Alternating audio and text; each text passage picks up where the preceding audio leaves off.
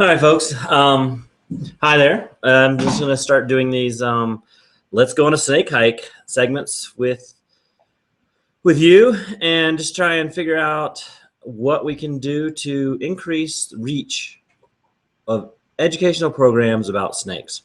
Now, snakes are, yeah, people don't like them. But the reason why people don't like them, honestly, and this is what I've done a lot of programs, and then with the people that I run into, they don't understand them. There's a lack of education. There's this myth that the snake is going to attack them, and there's this myth that the snake is going to eat them up or whatever, whatever it goes. But when you really get down to it and really look at a snake, that just isn't true. And hi, I'm Cameron Young. I'm the executive director for the Center for Snake Conservation, a nonprofit, one-of-a-kind nonprofit organization in the world that is promoting conservation of all snakes. Doesn't care. I don't care if it's the most common species in the world to the rarest, most endangered, critically endangered species. Still want to have conservation in place to make sure that these amazing and incredible creatures are here to stay. Will be here forever with us. Start out with a little craft here that my youngest did at school during his after-school program today, and it's a snake out of a paper plate. So all you need to do is get a paper plate, cut a spiral into it, and then color it. Put an eye on your mouth. He made it into a rattlesnake right there. And see the little rattle he colored on there? And you have a plate made out of snake. Great little activity. Takes about 5-10 minutes for a kid to do. My son cut this himself. Younger kids, you may need to cut it for them. But overall, a fun little activity. Now let's get to the snake at hand. Reticulated python. Reticulated pythons are the longest, I should say, snake in the world.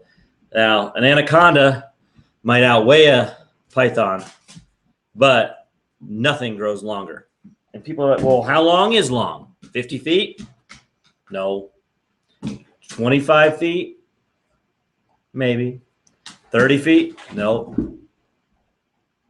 Actually, the longest reticulated python that's ever been measured was 22.8 feet, scientifically measured. People have guessed, and when you're trying measuring a snake, it's really, really difficult because they're always kinked up, especially a live snake. You can never lay it out flat.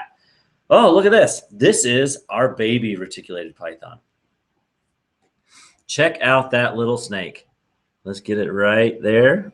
Here, let's do this right. We got to get up close and personal with the snake. So look at that. Oh, a little bit more better focus here.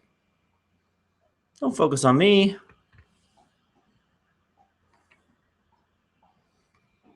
There we go. All the camera wants to do is focus on me, but we'll get this. All right, right there, look.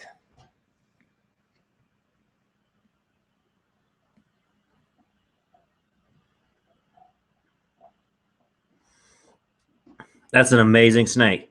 And this snake just recently hatched.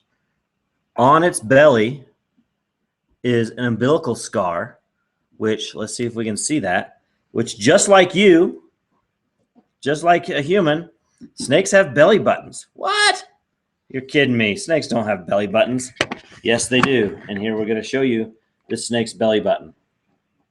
So if you look, flip them over on their belly. And snakes, like we said, it's hard to even measure them, so it's hard to even look for their belly buttons. But right here, let's get this in focus for you. Right there, you can see that line. That line is a snake's belly button right there. And that's where the snake was attached to, just like a chicken. In the inside of the egg, it had all that yolk, and that's where that yolk was going and feeding the baby embryo as it was growing. So that was its belly button. Is just right there. Right, that little line right there is a snake's belly button. So this is a baby reticulated python. Just hatched out of an egg.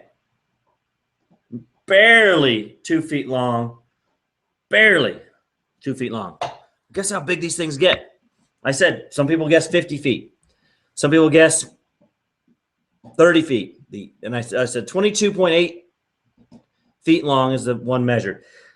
They rarely get over 20 feet long. Someone tells you, yeah, I saw a 30-foot long snake at the zoo. And say, yeah, that was a big snake, but I don't quite think it was 30 feet long.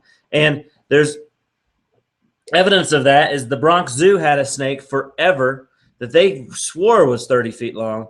And when it actually measured, barely was 20 feet long. So when you really come down to these snakes and what you're going to do with them, I mean, how to measure a snake, it's really difficult. And I don't fault those people. It's a big snake, biggest snake in the world right here. No, not that one. But same genus, same species. Where do they occur in the world? Well, they occur in the tropical islands of Indonesia between Asia and Australia. So most of those islands will have reticulated pythons on them, the larger islands. And what do they eat in the wild? Well, when they're this small, they eat a lot of birds, mammals, little guys, little things. And as they get bigger, a really big one might take a primate.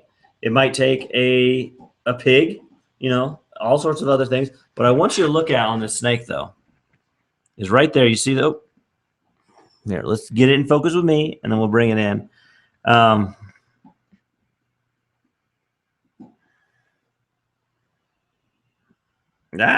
on. Making you guys seasick. Right there. See those pits on its face? There's some up by its nose, and there's some below that black stripe behind the eye. That's on the bottom mouth. And what those pits are devices for heat sensing. And they have a real heat sensing vision, just like you'd think infrared night goggles, but even better than that. Their night vision is absolutely stunning and incredible on what they can see. And so pitch black, this snake can still see as well as you and I can see right now, but using their heat vision. So how does that help a snake hunt? Well, when you're hunting warm-blooded prey, birds and mammals are the two things mainly. You see that warm spot, and you strike at that. So you're going to miss the tail. You're going to miss the head. You're going to miss the arm. Where are you going to bite it? Right here in the mid-body. So you make sure that you get a good grip. And when they're constrictors, so when they roll up or wrap up that animal, that prey, they're going to be assured of grasping it and not missing. So you grab something's tail, it might get away. But if you grab the hottest part of it, the body, the main body part, it's not going anywhere. So just really wanted to introduce you guys to our brand new baby reticulated python, just over 2 feet long. I haven't officially weighed or measured it, but we need to, and we will see how big this snake gets a year from now. We'll check again on October 27th, 2015. I'll do the same thing. I'll put it on my neck, and we'll just have to see how big this snake is on that day, and we'll go from there. So that's all I really had to share with you today was our baby reticulated python, some facts about it, some facts. Oh, another thing is there's a $50,000 reward offered by the New York Zoo. It was changed name to the World Conservation Society, or Wildlife Conservation Society, sorry. $50,000 for if you can find or grow a python over 30 feet long. Can't be done. That reward has never even been attempted to be collected just because it's not possible. So, excuse me, I'll leave you there, and we will do another hangout on air with some other snakes later this week. Bye.